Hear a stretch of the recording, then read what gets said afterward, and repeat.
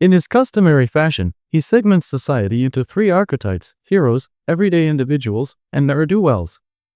Yet, the narrative reveals an intricate truth. Not every hero embodies virtue, nor can one assume that all ordinary souls are, in fact, unremarkable. The military personnel congregated beneath a grand banner, emblazoned with the likeness of a man who once heroically rescued a child from the clutches of flames.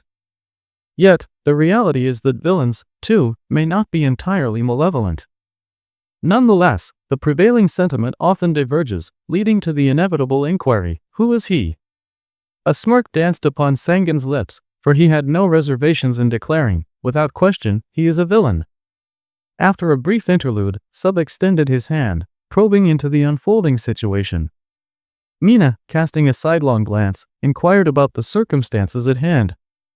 Sanan, echoing her curiosity, asked, "Where are we?" Chanak, stepping into the limelight, gestured reassuringly, "Please, remain calm."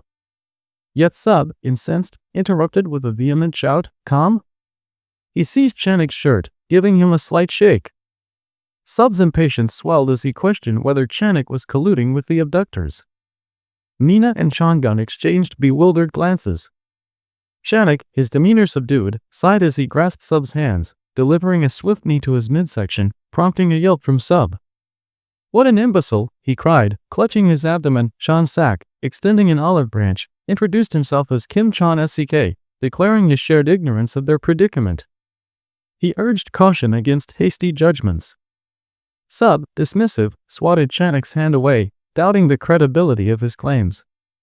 Chanak, scrutinizing Sub with intensity, remained silent. At that moment, the protagonist approached and introduced himself as Yu Sanghan.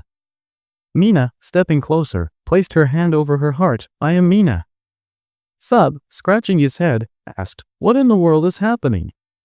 He identified himself as Shin Pab. Suddenly, a system notification materialized before Sangan, announcing the initiation of a quest, denoted as a tutorial with an introductory phase in progress, offering rewards of glory and more. Mina, waving her arms in disbelief, questioned if she was alone in witnessing these bizarre occurrences. Sub rubbed his eyes, exclaiming that it felt like a nightmare, as if he had overindulged the previous night. Mina, seeking clarity, asked if everyone could indeed see the quest interface. Chanak leaned against the wall, pondering the peculiar situation, suggesting that dialogue was necessary. Sub's temper flared, demanding to know why Chanak was assuming a leadership role. Mina interjected, urging them to focus on unraveling the mystery rather than squabbling. Sub clenched his fists, exclaiming in indignation at being challenged by a mere schoolgirl. The protagonist thought it prudent to maintain a lower profile. Sub turned, his irritation palpable, questioning, "What did you say, you fool?" Sanghan gestured behind them, urging, "Look."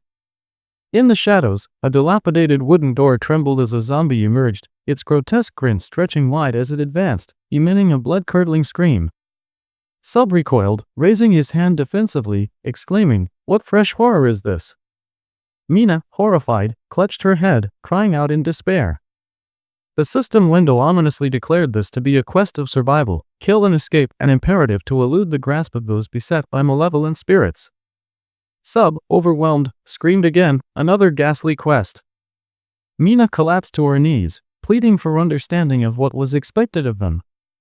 Chan Sak urged calm, drawing attention to the system's guidelines. Survival would be measured after a 24-hour duration or upon being the last standing. Kills would be counted upon vanquishing all evil spirits, and escape would only be recognized upon discovering an exit, whether real or imagined. Chanak insisted that panic was unwarranted, while Sanghan meticulously adjusted his hair, maintaining silence. Sub's voice rose in protest, incredulous that Chanak could retain composure amidst such chaos. Mina, exasperated, shouted for an end to the squabbling. Observing the door being battered, Chanak declared they must fortify their defenses. At this rate, the zombies would breach their sanctuary. The creature smashed through, extending its gnarled hand, howling ferociously. Chanak, fists clenched, charged forward, striking the abomination and sending it staggering back. Observing the weakened foe, he resolved to gather resources. "Together, we can defeat it," he urged, and Mina echoed, "Weapons." Meanwhile, a surveillance camera discreetly captured the unfolding drama, transmitting live footage to observers seated at a formidable console. One sipped from a steaming mug, querying whether the event had commenced. The second confirmed, indeed, the tutorial is underway. The elder observer mused, acknowledging their peculiarity. In the midst of the chaos, Shannik delivered a fierce elbow to the zombie's face as Mina seized a pipe, advancing towards the creature. The elder remarked that he was perplexed by the rapid escalation of events. He inquired about the anomaly of the blonde youth, noting that Shin Piabi awoke before the others, swiftly grasping the system's mechanics while feigning ignorance. The elder chuckled, cunning, very cunning indeed. He then scrutinized Kim Chang-sik, recognizing the rarity of individuals possessing innate skills at the outset. How fascinating, he mused, noting that B-rank participants were seldom observed at such early stages. The screen displayed Kim Chang-sik's attributes, indicating his status as a B-rank leader with minimal hand-to-hand combat proficiency, while Mina's skills in swordsmanship were similarly low. The elder noted the potential of these individuals, contemplating whether they might be the first to triumph in the tutorial. The younger observer regarded the exchange with skepticism, narrowing his eyes. Suddenly, an unsettling turn of events unfolded as a shard of the door lodged itself in Channik's neck, blood oozing forth. The protagonist reacted swiftly, extracting the splinter and apologizing profusely. Mina, gripped by terror, began to scream, "This is a nightmare. It has to be." Sangun stood beside her, a piece of the door in hand, while she continued to wail, "Nightmare." In a shocking twist, the protagonist used the shard to end Mina's suffering, her body collapsing as crimson pooled around her. Sub, paralyzed by fear, questioned Sangun's actions. The system voice congratulated Sangun, announcing his designation as Yusan-han, and detailing his newly acquired statistics and notoriety. The system proclaimed that he had survived, killed, and escaped, designating him as a player in a divine mission, a quest to select a successor to the gods. A smile crept across Sangun's face as he wiped his chin. Moments later, Jerry appeared, bowing and greeting him. "Welcome, Sang-han. We find ourselves in the starting room," he explained. Introducing himself as Jerry, his assistant, he elaborated that this world was a colossal trial orchestrated by the deities. The longer he remained on this mission, the greater his chance of ascending to divinity. Sangun, narrowing his gaze, contemplated the implications of this godly election. "This does not resemble any world I know," he mused, scrutinizing Jerry. "Isn't this akin to a fantasy?" Jerry smiled, affirming his insight. "Indeed, yet it bears a critical distinction: death is all too real." He continued, "The sole escape is through demise or by achieving godhood." Sang-han scowled, realizing the gravity of his predicament. He would remain trapped unless he attained divine status. Jerry, sensing his distress, reassured him, stating that resurrection was a possibility. He revealed that Sang-han possessed 2 lives. The protagonist contemplated the ramifications of this revelation, reflecting on the lives he had taken during the harrowing tutorial. Raising a hand, Sang-han inquired, "Could you please patch me up?" Jerry snapped his fingers, acquiescing without hesitation.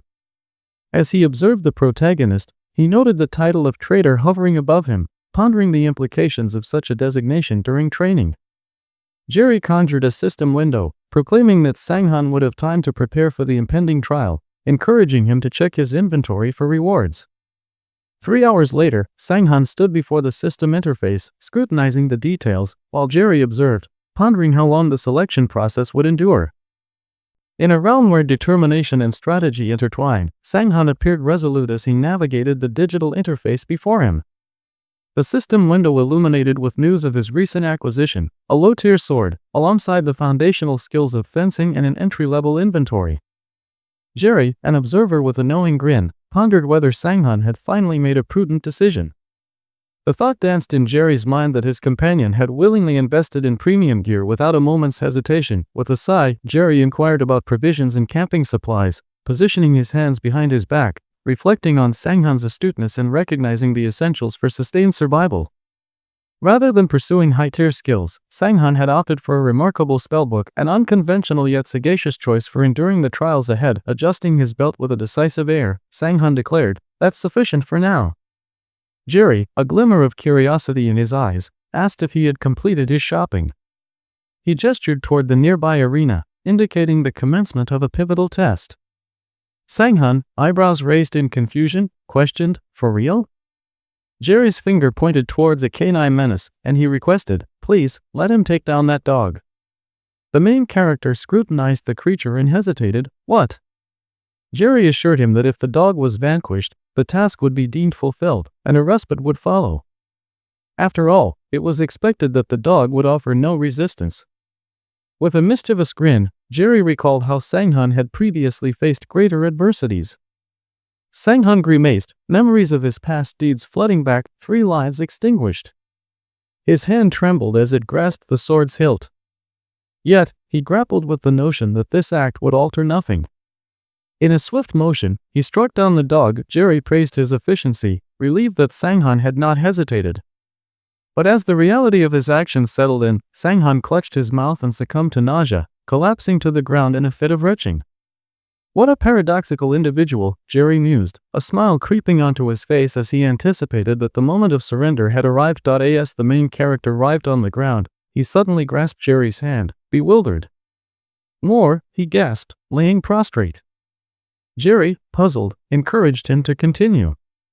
Sang-hun's gaze drifted elsewhere, affirming his intent.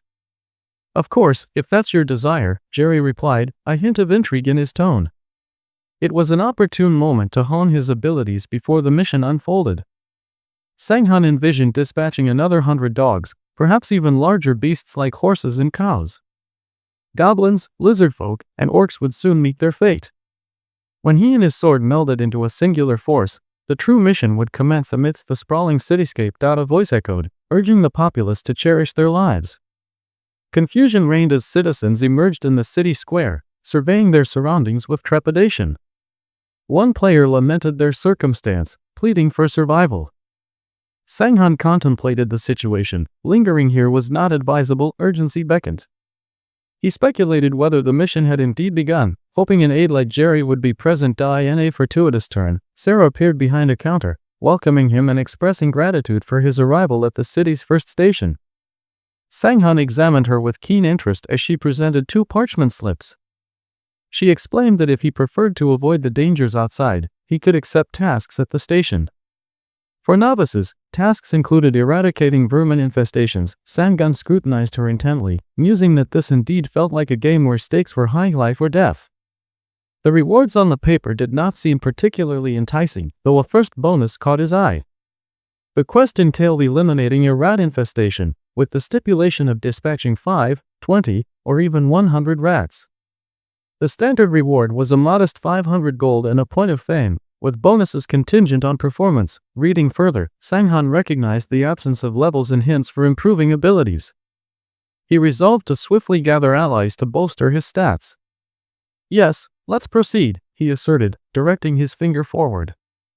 Sarah spread her arms, confirming his selection of the rat-clearing task, and he was soon transported to the designated mission locale. Upon arrival, he brandished his sword against the ground, only to be met with dismay.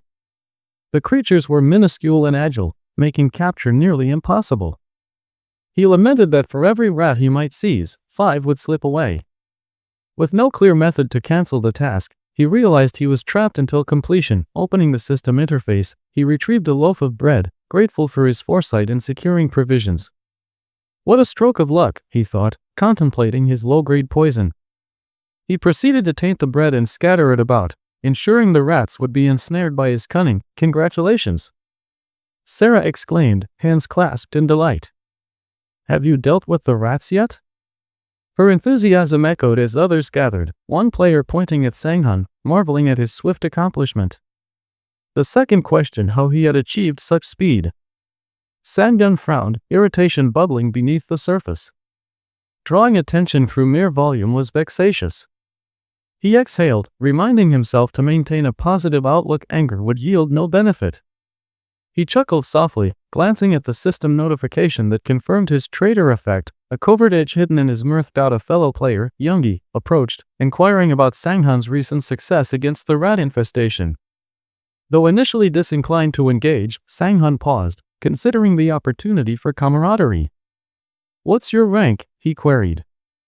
Youngie scratched his head and replied, "Titled Brave Survivor."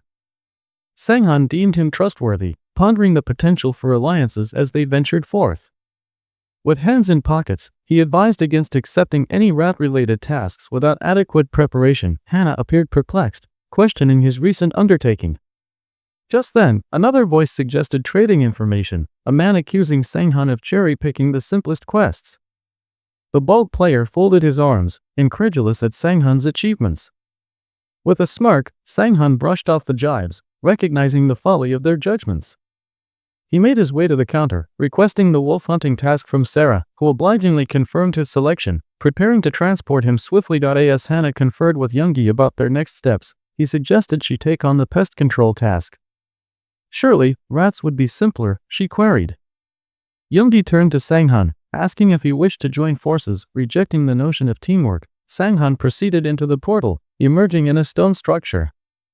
He set traps, lacing his weapon with poison.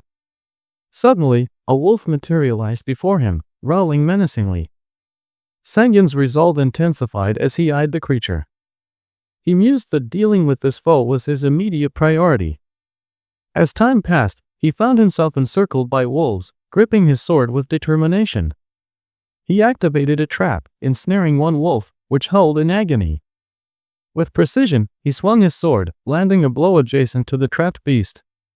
The creature, in its frenzy, snapped at him, but Sang-han remained undeterred, employing his skills and unleashing shockwaves upon the hapless wolf. As the main character savored his triumph, a second wolf lunged, seizing his shoulder. What a disaster, he thought, as he relinquished his sword, tumbling backward and crushing the creature beneath him.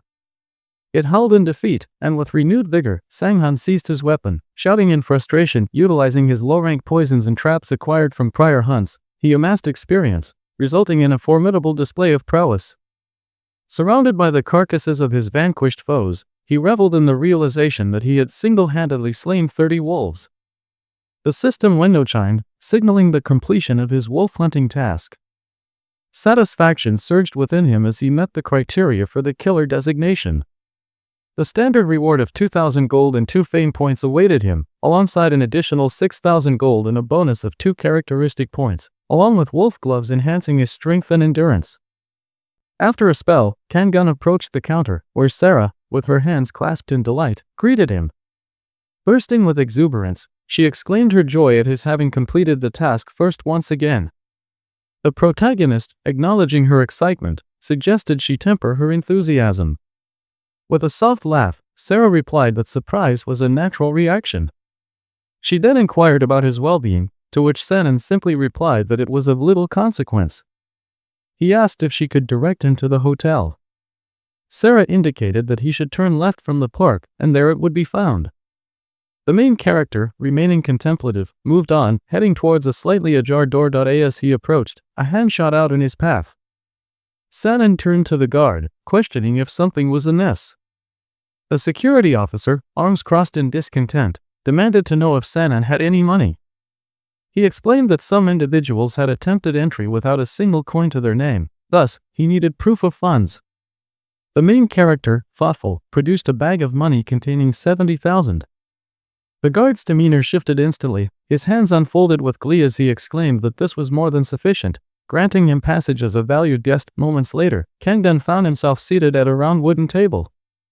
The waitress approached, inquiring about his order. He scrutinized her, wondering what they had available. With a smile, she assured him they could prepare anything he desired. He requested bogi and rice, to which she cheerfully replied, asking him to wait a moment. Suddenly, a status window materialized before him, revealing his information: name, Young-hun, class, Swordsman, Thief, Aspiring Magician, title, Thief, alignment, Evil, fame, plus 20 points, notoriety, plus 100 points.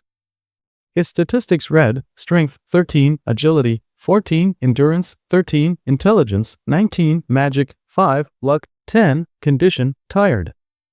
Observing these details, he noted that all his statistics had increased by 10 points or more. He mused that his physical attributes now surpassed those of an average individual. Reflecting on his improved skills, he pondered whether such substantial growth was a common occurrence at the outset or merely a result of low skill rank. At that moment, Hannah and Yoongi appeared before him. Ha touched Ji's hand, exclaiming, "That's the one." Youngie approached with a thoughtful expression, expressing his delight at their unexpected reunion. He asked if he could join Sanan at the table, who, initially displeased, remained silent. Eventually, he nodded, and Youngie took a seat, inquiring about his name. Sanan introduced himself, prompting Youngie to share that his name was Lu Yuni, and his girlfriend was Park. Gratefully, he thanked Sanghun, claiming they had narrowly escaped a dire situation thanks to him. Curiosity piqued, the main character asked, "Dodge a bullet?" Youngie, surprised, remarked that he hadn't heard about the recent developments. Han and Youngie exchanged glances, and Youngie excitedly asked if Sangun was not interested in making a deal. With little emotion, Sanan responded, "A deal?" Youngie gestured towards the delectable food on the table, proposing that they would share their knowledge in exchange for their lunch. Sanan folded his hands on the table, leaning back in his chair.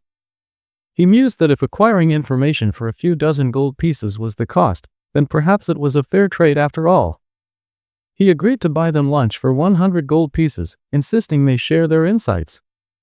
Youngie and Ha exchanged pleased looks, and Youngie began recounting the events following their encounter with the pests, explaining the wave of protests that erupted throughout the city. Sanan leaned in as Youngie elaborated that the citizens would surely be in turmoil if thrust into an unfamiliar environment. Almost immediately, soldiers had arrived to quell the unrest, dragging protesters away, leading to unfortunate casualties. The main character lowered his head in contemplation, absorbing the gravity of their words. However, the dead had risen again, inciting further chaos. Sanan introduced the concept of the resurrected, and Youngie explained that everyone now possessed 2 lives. In an intriguing twist, he mentioned that the rebels claimed their statistics had diminished by 3 points. Sanan, processing this information, realized that with 6 statistics in play, losing 1 life could result in a significant depletion of his capabilities. Youngie continued, detailing that within the square, numerous establishments existed: armories, restaurants, hotels, and grocery stores, alongside a temple for class changes. The main character envisioned the city and contemplated the prospect of changing classes. After a day of hunting, he had already attained an additional rank. He wondered if he could acquire further skills through this transition. With that, the waitress arrived, presenting his dish.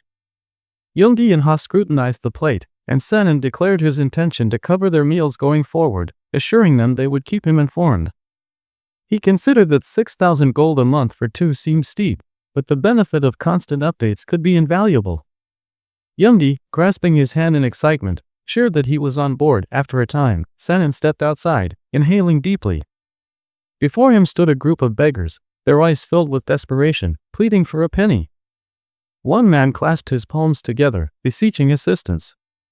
Sanan regarded them with disdain, thinking them to be pitiful souls who had made unfortunate choices, ultimately failing to adapt to their circumstances. He brushed past them, colliding with one man, who cried out in exaggerated alarm that if he had been a decent person, the protagonist mused, he might have offered an apology.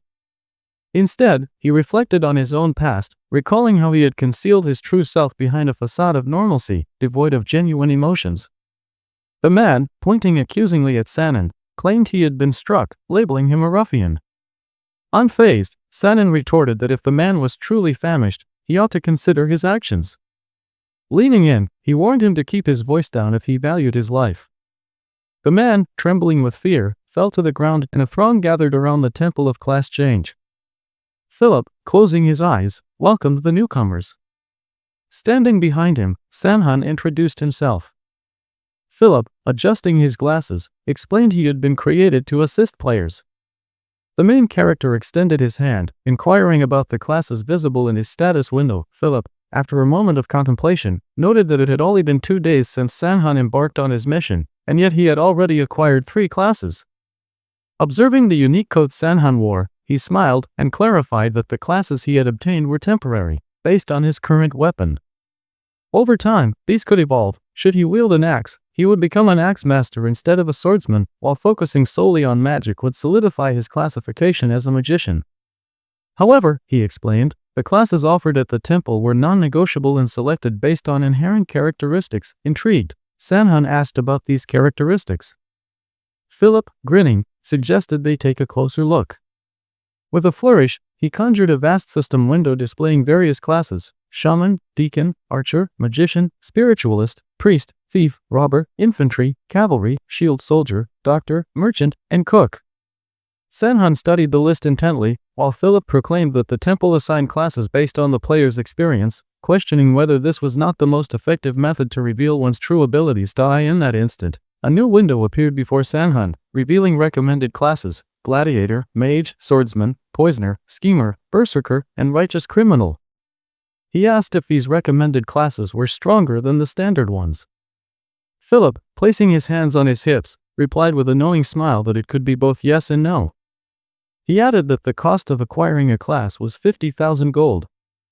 Sanhan pondered this, considering the profitability of investing in a class change, especially by eliminating those with limited opportunities. Presenting 2 blue cards, he concluded that only the swordsman and the righteous criminal remained in contention, both of which held promise. In the digital realm, a notification flickered into view, cautioning the protagonist against employing craven tactics. After opting for a path of righteous villainy, the main character, Sanhan, felt a palpable disdain for the term cowardly methods. The ambiguity of such a phrase left him pondering its implications, particularly as he considered the intricacies of combat devoid of traps and poisons. With a resigned sigh, Sanhan expressed his desire to reassess his class to that of a swordsman. Philip, a figure of authority, responded with a knowing smile, inquiring whether the young man had the requisite funds.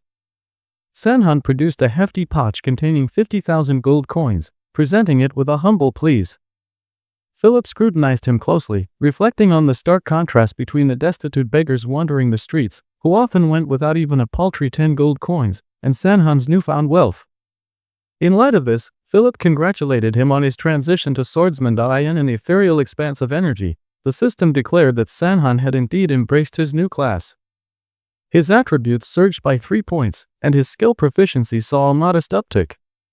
He acquired the exclusive skill known as Steps, alongside the rare passive ability titled Endless Spirit of the Explorer. The system elucidated that Steps comprised a method of precise, intricate movements designed to confound adversaries. In contrast, Endless Spirit of the Explorer was characterized by its capacity for extensive intelligence acquisition, albeit at the cost of diminishing skill growth. Curiosity piqued, Sanhan contemplated the nature of active versus passive skills, pondering the significance of temporary and permanent abilities.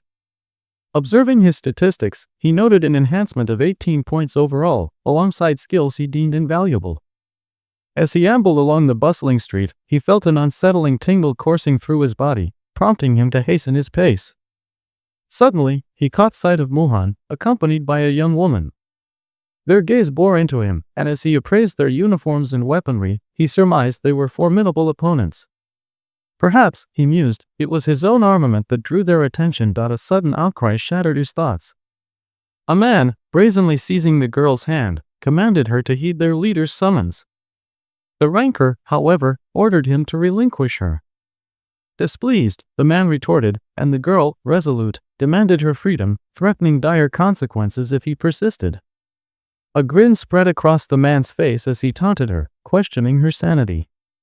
In an instant, the ranker retaliated, severing the man's hand with a swift stroke of her sword. Sanhan observed the scene unfold with a mix of horror and intrigue, noting the terror etched on the faces of the man's companions. The latter screamed in agony as he clutched his mutilated limb, filling the air with anguished cries. The girl turned to her comrades, warning them against any further aggression. The man's assistants, horrified, fled the scene. Sanhan was captivated by the girl's aura, which shimmered with a formidable energy. The system announced this effect was designed to instill fear in opponents, enhancing the likelihood of delivering a decisive blow. He marveled at the pressure she exuded, reflecting on how the increase in his stats after class change rendered him largely unaffected. Muhan approached Sanhan with a mocking tone, commenting on his apparent intellect. He insinuated that Sanhan had played a significant role during the tutorial, given his attire and weaponry. Muhan's demeanor shifted as he declared himself the leader, pressing Sanhan to join their ranks. The main character, wary of revealing his true identity as a traitor or survivor, opted for a diplomatic facade, introducing himself as a brave survivor. Muhan smirked, suggesting that aligning with them would yield loyal allies and financial support, while a strong ally like Sanhan would serve as a formidable protector. When Sanhan questioned Muhan's claim of possessing 50 strength points, Muhan confidently asserted that his stats had increased upon entering this realm, boasting about his high intelligence as well. Sanhan, however, scrutinized his own abilities, realizing his strength stats barely reached 20. He sensed Muhan exuded a reckless bravado. After a moment of contemplation, Sanhan declined Muhan's offer, preferring solitude. Muhan, undeterred, encouraged him to reconsider, assuring him of a warm welcome should he change his mind. Determined to bolster his skills, Sanhan continued down the street towards the notice board. He recognized the necessity of elevating the challenge level to afford the extravagant city prices. He and Mei simultaneously expressed their eagerness to confront the sickly orc. As their eyes met, Sanhan recognized her intention to provoke the creature. Mei slammed her palm on the counter, declaring the orc's speed a factor to consider. Sarah, another bystander, quickly agreed, adding her own observations. Sanhan's mind raced as he contemplated the implications of their dialogue. He felt a sense of dread, fearing he might forfeit the championship bonus. In a moment of urgency, he slammed his palm on the table, exclaiming that he too had an adversary in the sick orc. Sarah, taken aback, initially questioned his assertion before ultimately acknowledging it. As time elapsed, Sanhan moved forward, grappling with a sense of foreboding, likening the complexity of the encounter to that of a predator stalking its prey. He resolved to press on, opening the system window to conjure a sumptuous chicken as bait. The orcs, upon discovering the unexpected feast, hesitated, questioning the peculiar circumstances surrounding food in the midst of the forest. In a split second, Sanhan seized the opportunity, bursting forth from his concealment.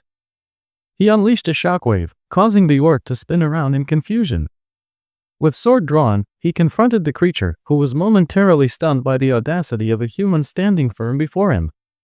With a surge of adrenaline, Sanhan prepared for battle, reflecting on the disparity between the orc he faced and the ones he had encountered in the training room. He swung his sword, yet the practiced maneuvers he had rehearsed seemed inadequate. Doubt crept in as he realized he lacked a decisive technique. The orc, Sanhan, recognizing the peril of the moment, recalled the skill steps. With resolute determination, he invoked the ability, executing an evasion that led him to land a fatal strike upon the orc's neck. The second orc, witnessing his brother's demise, reeled in disbelief at the speed with which Sanhan had dispatched him. As Sanhan discarded the defeated orc's body, he turned to confront the remaining foe, who gripped his club tightly, readying for what he believed would be an easy triumph. However, Sanhan was prepared to draw upon his newfound skills, ready to demonstrate that beneath the surface lay an indomitable will to survive. In the aftermath of such overwhelming fatigue, the orc collapsed to the ground, bewildered, and inquired about his whereabouts. At that precise moment, the protagonist, Sangun, positioned himself stealthily behind the orc. With a swift motion, he swung his sword, delivering a decisive blow to the creature's chest. The orc, now doubled over and gasping for breath, pleaded for a reprieve. Leaning closer, the main character coldly remarked that it was time for the beast to perish. With a swift arc of his blade, he severed the orc's head, its body crumpling to the earth, a crimson pool forming beneath it. Sangun exhaled deeply, reflecting on his narrow escape. He had significantly underestimated these foes, realizing that a moment's folly could have cost him dearly. The most perplexing aspect of this quest lay in the task of slaying 3 orcs. The protagonist could have easily retreated after dispatching just one, yet doing so would risk forfeiting additional rewards. Gripping the sword's hilt tightly, he contemplated the fact that one of these creatures had nearly claimed his life. Opening the system interface, Sangun acknowledged the need to hone his combat prowess. He extracted a black thread from the display and pulled it taut, contemplating his strategy. He had no intention of confronting the orcs head-on. Observing the tightened thread, he allowed himself a fleeting smile. Moments later, a cry echoed from within the orc village. The elder, frustration etched across his face, demanded to know the whereabouts of the scouts. A warrior reported that 14 orcs were unaccounted for, while another added that no explanation for their disappearance had been found. Anger welled within the elder as he concluded that humans were undoubtedly responsible. He commanded all able-bodied orcs to arm themselves and assemble, even as one warrior voiced concern over the majority being bedridden with fever. Then expedite their care, the elder barked. Do they wish to be slaughtered in their beds as the plague spreads? The warrior, trembling with fear, assured him that he would rally everyone immediately. Clutching his wooden staff tightly, the elder vowed that anyone who dared to engage the Crimson Featherworks would pay dearly for their misdeeds. He proclaimed that the transgressor would be subjected to a gruesome fate, impaled, dismembered, and fed to the beasts, all while witnessing their own body decay. As time passed, the orc warriors trudged through the forest. One, clearing his throat, lamented his ill state, while another lamented their dispatch on patrol despite their ailments, an act of cruelty. Suddenly, one orc triggered a trap concealed by leaves, plummeting into a pit with a cry of distress. The second orc peered into the gaping hole and questioned its normalcy. "It's a trap," the ensnared orc shouted, realizing their predicament. Weapons protruded menacingly from the depths of the pit. The wounded orc clutched his chest, exclaiming his injury. "What is this?" he gasped. The second orc leaned over, promising to retrieve him, but at that moment, a shadow loomed ominously behind. The orc shouted, "Human," as Sangan emerged from the darkness. Enraged, the orc threatened vengeance, but the protagonist simply noted the serendipity of their shared interests. Drawing his sword, Sangan swung, but the orc parried the blow. Frowning in contemplation, he realized that facing 7 orcs simultaneously would be a formidable challenge, yet the current situation was manageable. Confident in his ability to duel 2 orcs simultaneously, he pondered the potential depletion of his magical energy and the implications of losing access to his skills. Sangan resolved to orchestrate a one-on-one confrontation, allowing him to engage the orcs without reliance on his abilities. The clash of their swords was brief, yet Sangan's strength was undeniable. With a fierce shout, he unleashed a decisive strike, decapitating the orc. The second orc, emerging from the pit, gasped in astonishment, asserting that his comrades would not let this transgression go unanswered. Sangan approached the orc, urging him to flee. However, after a moment, he plunged his sword into the orc's body, contemplating the necessity of extracting information about his group. The orc's agonized scream echoed as the blade pierced through. Pulling his sword free, Sangan seized the creature by the horn, smirking as he considered the ease with which he would complete the quest. Time elapsed, and Sangan checked his inventory, noting a plethora of weapons salvaged from the fallen orcs. Uncertain of their most valuable components, he had opted to collect fangs. With a full mana reserve, he calculated the potential uses of his Shock and Steps abilities, reaffirming that with strategic skill application, he could handle 2 orcs without issue. Sheathing his sword, he acknowledged that 14 more adversaries remained to fulfill the quest. Tired of delays, he pressed onward, emerging from behind a tree to spot the orc village. "There it is," he mused, observing the unsettling stillness, no patrolling orcs or guards in sight. With a hand over his nose, he grimaced at the foul odor permeating the air. Peering through a window, he was met with the sight of orcs languishing on wooden beds. Pity tinged his thoughts as he recognized the telltale signs of disease afflicting them, reminiscent of those he had previously fought.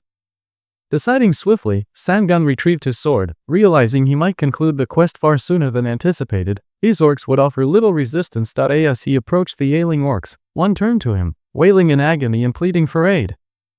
Sangan, his heart hardened by necessity, mentally reconciled that to him, the creature was merely a means to an end. In a fleeting moment of compassion, he resolved to end its suffering swiftly. A scream reverberated through the infirmary, and as he wiped his chin, he noted that he had already dispatched 29 monsters, only 1 remained. Suddenly, an unsettling groan echoed from outside the infirmary door.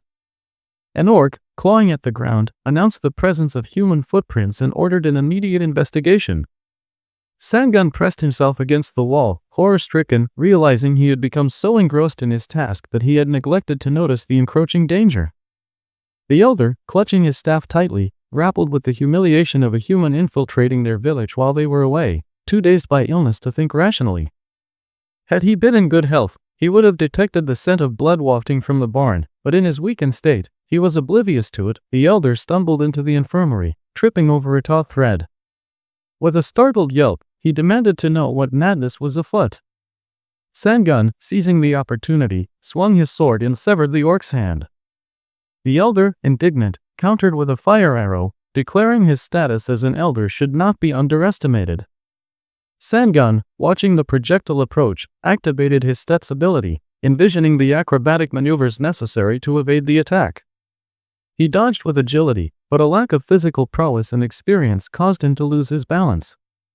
A fiery arrow struck his shoulder, eliciting a cry of pain. The elder, reveling in his triumph, taunted him about the inevitability of being burned alive. Sangun, regaining his composure, reminded him of his passive skill. The system window chimed in, informing him of his magic resistance capabilities, which mitigated the damage from magic attacks. Shaking off the flames, he prepared for the next encounter. The elder, incredulous, questioned Sangun's resilience, but before he could process his disbelief, Sangun swiftly decapitated him. With orcs rushing forward, shouting for the elder, one warrior cried out in desperation, begging for forgiveness. In that moment, a system notification appeared, confirming that Sangun had met the conditions for killing the sick orcs. "Does the main character wish to complete the mission?" the system queried. With a grin, Sangun proclaimed that the quest was indeed accomplished. In a flash, a portal whisked him away, leaving the orcs bewildered by his sudden disappearance. Upon returning to the city, the system window confirmed the completion of the quest related to hunting sick orcs. He had fulfilled the slaughter conditions, earning a standard reward of 3,000 gold and a Turk amulet, along with a bonus for his first execution in slaughter mode, totaling an impressive 15,000 gold and an increase in strength. Sangun approached the door, a triumphant grin on his face, pushing it open with a sense of accomplishment. It seemed he had indeed proven to be the swiftest among his peers. In an astonishing turn of events, the protagonist discovered the unexpected utility of agility. With a strategic decision, he allocated all bonus points into enhancing this attribute. The main character's voice resonated as he finally beheld the staff bestowed upon him. The system interface unveiled the staff belonging to the enigmatic orc elder, classified under the magic type. Crafted from mere twigs, this staff possessed the remarkable ability to siphon magical energy over time, resulting in a modest yet beneficial reduction of 1% in mana consumption during skill activation. Only a 1% reduction, mused Sangun, better than nothing. He cast a sidelong glance at a girl nearby, their eyes locking momentarily. A sudden thought crossed his mind: had she also triumphed in this quest under the massacre mode? A grin crept across his face. It seemed he was a step ahead after all. Cameron inquired if he should undertake another quest, as he hadn't yet hit his limit. Approaching the counter, he addressed Sarah, announcing his intention to accept the mission to eradicate the rat people. With a smile, Sarah acquiesced, asking if he would commence the next task immediately. Casting a disapproving glance at the main character, declared her own intention to join the quest against the rat people. Sarah, still grinning, confirmed their simultaneous dispatch to the mission site. Confusion washed over Simon as he pondered whether she had indeed chosen the same quest as him. Eventually, they arrived at a location teeming with rats in capes. The rat, spotting her, shrieked, "Who is she?" A cacophony of squeaks erupted as it charged forward. Mayan, seizing the sword's hilt, swung decisively at the rat. The surprised rodent, taken aback by her strength, realized it was time to flee. With her sword poised at her visage, Mayan proclaimed herself a heavenly swordsman. The rat gazed in astonishment, but before it could react, a swift blow sent it squealing to the ground. She sheathed her sword, her thoughts drifting to the Sanghun staff, the same one that man wielded. It dawned on her that it undoubtedly belonged to that orc, likely earned through completing the mission on a higher difficulty. A clenched fist signaled her determination. Sanghun's capabilities mirrored her own. Was it possible he surpassed her prowess? Unlike Kamen, who resorted to traps and spared the defenseless, Mayan had swiftly dispatched 30 foes, leaving a trail of devastation among the orcs. Her magical sword, Mirayan, imbued her with 3 skills at the outset of the mission: mid-rank swordsman, celestial swordsman, and killer swordsman, an arsenal far exceeding that of any special forces. Mayan closed her eyes, grappling with the disbelief that he could be stronger than her. She had always perceived him as brash rather than formidable. Meanwhile, the main character scratched his ear, muttering about the irritation. Who recalls the scattered carcasses of dead rats? Sanghun pondered, soon devising a plan involving poisoned cheese. Before long, he found himself in a merchant's shop, jubilantly declaring his astonishing success. The merchant, clapping his hands in delight, inquired about the abundance of werewolf fangs and hearts. "I have my methods," Sanghun replied, narrowing his eyes in contemplation. Yet, a sense of inadequacy lingered as he compared himself to that woman. Moments later, he approached Sarah at the counter, excitedly announcing his swift completion of the task. However, her reply dampened his spirits. This time, player Myrene finished first. Displeasure washed over him as he considered whether he needed to employ more poisons and traps. Julie, in a miscellaneous store, raised a hand to her forehead, contemplating the potential repercussions of revealing his secrets. With a sigh, she calculated the costs, which amounted to 15,000 gold pieces, excluding goods priced at 23,000 gold or more. The term NPC had gained popularity, with Sanghan introducing Julie, Sarah, and Philip as creations of divine beings, each imbued with distinct personalities. As 2 months elapsed since the commencement of the initial mission, 3 distinct ranks emerged within the first city, transforming it into a game-like realm. Desperate individuals offered trinkets for sustenance, categorized as the impoverished, neither weak nor strong, merely average. Those with extraordinary talents ascended in rank, wielding pure power that resonated with the elite. In the library, the librarian beamed at Sanghan, inquiring if he had finally accumulated sufficient funds to purchase skills. Indeed, he replied, asking her to unveil the skill book. She placed it atop a stack of tomes, presenting it with a smile. "Here you go, Hogan," she said, revealing the specialization of a mid-rank swordsman for 50,000 gold, and mid-rank poisoning for 30,000 gold. The librarian noted his wealth at 880,000 gold, while the system window detailed the specialization of a mid-rank EL swordsman, categorized as a high magic rank with passive attributes. Mastery of the long sword, he mused, contemplating his financial sacrifices. He envisioned confronting Myrene and pondered whether he could conquer her with newfound skills. Not long ago, he had missed an opportunity to claim a bonus for a mission in the lunar caves, with Myrene besting him and earning a long spear, later sold for a staggering 2 million gold. Simon's frustration mounted as he realized he had fallen behind again. Myrene held her head high, a reminder of his shortcomings. Determined to catch up, he resolved to return to the lunar cave. The streets bustled with commotion as vendors hawked iron swords, prices starting at 40,000 gold, non-negotiable. Another merchant called out for participants in a D-rank mission to hunt deranged goblins. Ayan, hands to her face, exclaimed her search for adventurers to join in the lunar cave quest.